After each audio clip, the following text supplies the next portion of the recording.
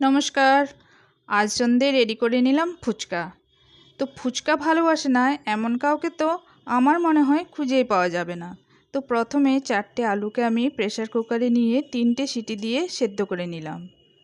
এরপর একটা ফ্রাইং প্যানে 1 চামচ গোটা জিরে আর একটা শুকনো লঙ্কা দিয়ে একটা ভাজা মশলা রেডি করে নিলাম। এরপর সেদ্ধ আলুর খোসাগুলোকে ছাড়িয়ে নিলাম।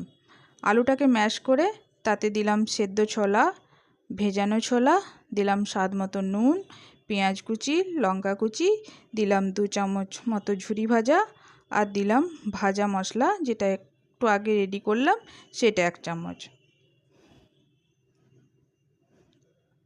আর একটু বিট লবণ দেব। এরপর ভালো করে আমি আলুটাকে মেখে রেডি করে নেব। এরপর তেঁতুলের জলটা রেডি করব। তেঁতুলটাকে 2 গ্লাস মতো জল দিয়ে গুলে নিলাম, বীজগুলো ফেলে ছেঁকে নিলাম। এরপর ওই জলের মধ্যে দিলাম নুন, চিনি, কুচনো লঙ্কা আর দিলাম 1 চামচ ভাজা মশলা আর একটু চাট মশলা দিলাম। এরপর আমাদের তেঁতুলের জলটা রেডি করে নিলাম, ভালো করে গুলে নিলাম।